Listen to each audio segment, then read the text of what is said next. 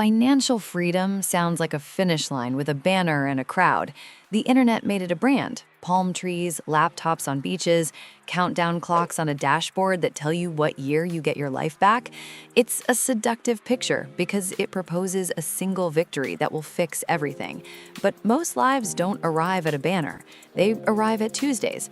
They arrive at routines and rooms and calendars that either fit the person living in them or grind them down. The problem with worshiping financial freedom is that it moves your attention to an abstract future and away from the concrete levers that make this year livable. The better target is smaller, closer, and more durable. Aim for agency, margin, and rhythm. Aim for a week that behaves, one you can repeat with less stress and more choice, long before any spreadsheet declares you done. Agency is the ability to choose how you spend your time without asking debt, bosses, or panic for permission.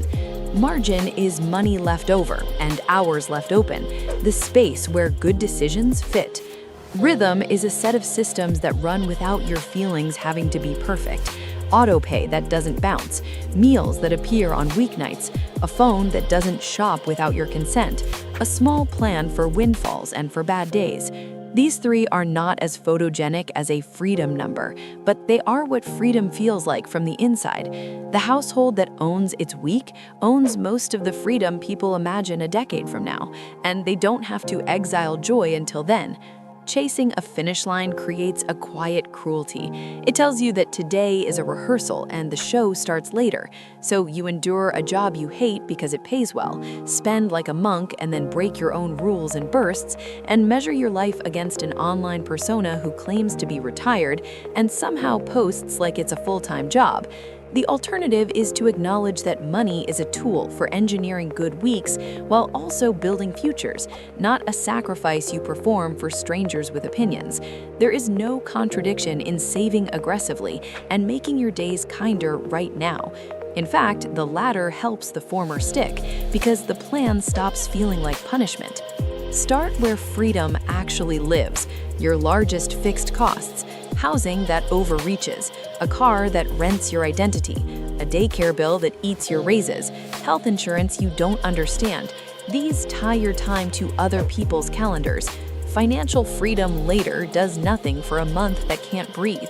Agency now often looks like moving one ring outward from the trendiest neighborhood for a lower rent, or resisting the kitchen that would impress other people, or buying the right-sized car 2 trims down and keeping it, or choosing a high-deductible plan only if you fully fund the HSA. No slogan will save a budget that is starved by its fixed costs. A quiet apartment that fits is worth more than a dramatic house that harvests your energy. A paid-off sedan with a diagnosis fund is a bigger flex than a lease you can't wait to end. The walls around your week are the first thing to adjust, because everything vibrant you want to do must fit inside them. Once the walls fit, build the plumbing. Money needs lanes. Create a bills account that pays rent or mortgage, insurance, utilities, and debt minimums on autopay.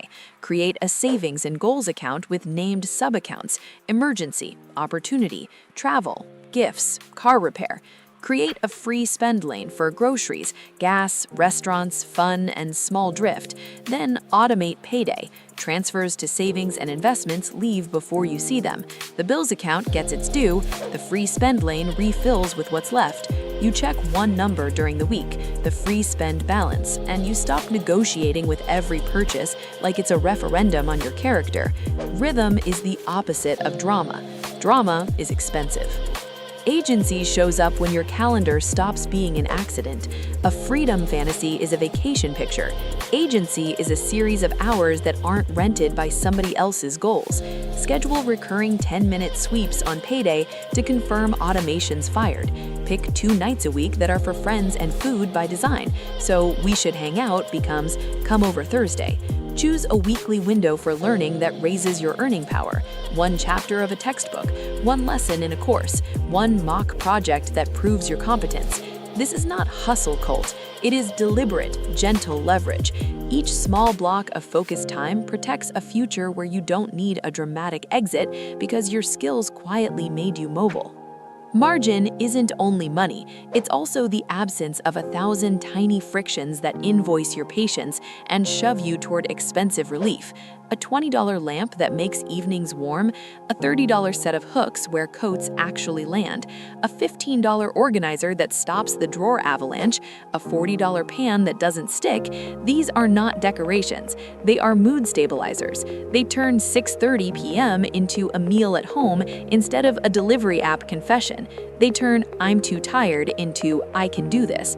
A budget that refuses to spend $100 removing 5 daily annoyances will spend $400 a month buying relief for the stress those annoyances create. Freedom is not austere, it's orderly. Order costs a little in money and returns a lot in calm. People can be expensive in the best and worst ways. Expensive when every plan is an outing you can't afford. Priceless when they help you live a week that costs less because it contains good company. Aim for a community that runs on verbs, not receipts. Walk, cook, help, fix, play, read, make. Host often.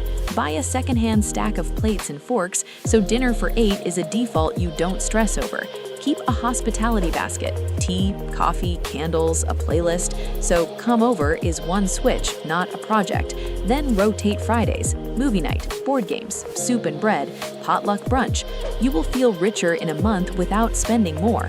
The math is real. A $60 evening out replaced by a $12 evening in frees $48. Repeat that twice a month and you just funded your Roth IRA's contribution increase without touching your joy.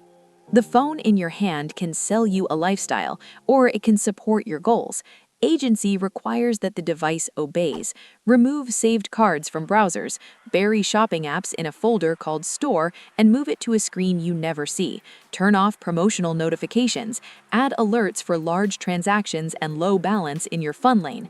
Create a 48-hour list for non-essential purchases. If an item still matters after 2 days, buy it without guilt. The hardest part of modern money isn't knowing what to do. It's keeping the sales machine from doing it for you. Freedom is a phone that speaks when spoken to. If you want a phrase to replace financial freedom, try optionality. Optionality is the ability to pivot without panic, to reduce hours for a season, to relocate, to leave a manager who is corrosive, to take an unpaid internship that shifts your field, to say yes to a family member who needs you, to start a project with a runway measured in months rather than weekends. Optionality comes from cash buffers, low fixed costs, and skills that someone would pay for tomorrow. It also comes from social capital, people who pick up the phone for you. The trick is to build it intentionally.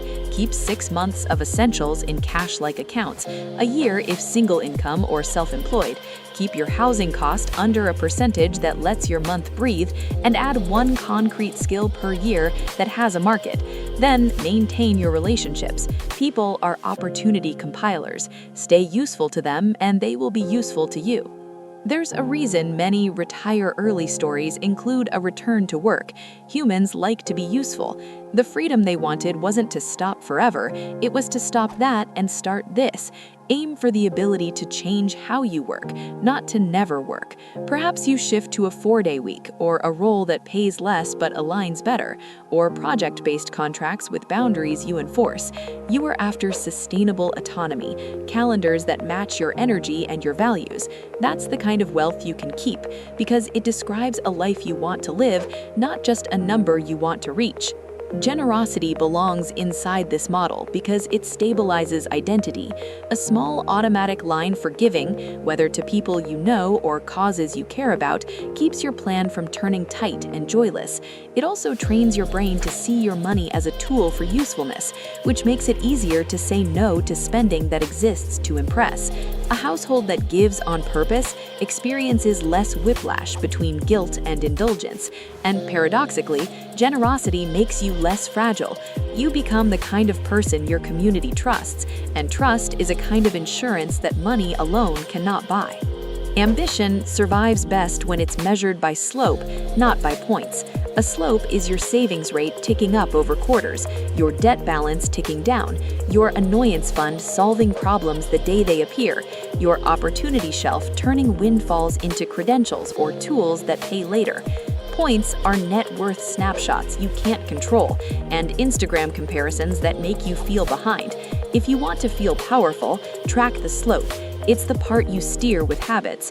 People who worship points yo-yo between extremes. People who honor slopes arrive somewhere solid, almost by accident. Work on the income engine without adopting hustle identity. Keep a brag document, one page where you log outcomes. Revenue added, costs removed, hours saved, errors eliminated. Once a quarter, use it to ask for leverage, a raise, a project, a title, a new lane. Become legible to the outside market. A LinkedIn with outcomes instead of job descriptions. A website with 3 case studies in plain English. A portfolio that shows instead of says. Income mobility is the cleanest optionality on earth. The person who can move toward better work can accept a calmer job without fear or sprint for 2 years to pile cash without burning out. That person is free in practice, even if their spreadsheet hasn't reached the meme number. Debt strategy is not a morality play, it's a cash flow design. Pay high interest balances with automatic attack payments on payday, not with leftover courage at month end. When a balance dies, roll its payment to the next target the same day. Keep at least a small emergency buffer while you pay, so you don't swipe your progress away when a tire hisses. If a debt exists to buy an asset that pays you, education that raised income, a business that cash flows, a house at a sane price, you treat it like a tool and schedule it. If a debt exists to rent identity, you exit it methodically and replace the feeling with verbs in your week that don't bill you interest: hosting, making, moving, learning. Food is where budgets break and where weeks are saved. Build a house menu of 10 meals you like that assemble fast. Keep a freezer with portions labeled and a pantry that behaves. Shop once a week with a list. Batch cook a base: rice, beans, roasted vegetables, a protein that turns into 3 different dinners. Spend on the tools that remove friction: a sharp knife, a cutting board that doesn't dance, containers that stack, a slow cooker if evenings ambush you. Restaurant nights still exist. They move to the calendar where anticipation doubles the joy. The goal isn't asceticism, it's ease on ordinary nights. Ease is cheaper than relief, and it feels better. Replace freedom number with resilience ratio. Define it as months you could float without selling investments or panicking if income stopped. At first, it's 1 month, then 3, then 6, then a year. Watch that ratio grow and notice how your shoulders drop. Resilience is the practical cousin of freedom. It's measurable, useful, and directly connected to choices you can make this quarter. Lower a payment, sell a toy, skip an upgrade, accept a contract, raise your automatic transfers by 1%, move 1 ring outward, add a roommate for 1 lease. The graph of your resilience ratio will calm you more than a net worth figure ever will, because it translates money into time, the only currency that actually feels like freedom. There's a discipline that unlocks all the others, the 48-hour rule. It applies to spending and to quitting. Before buying a non-necessity, let it sit for 2 days. Before quitting a job in anger, let it sit for 2 days while you gather evidence and options. Impulses cost, intentions pay. Most expensive mistakes dissolve in 48 hours. What remains is a smaller, cleaner decision with fewer regrets.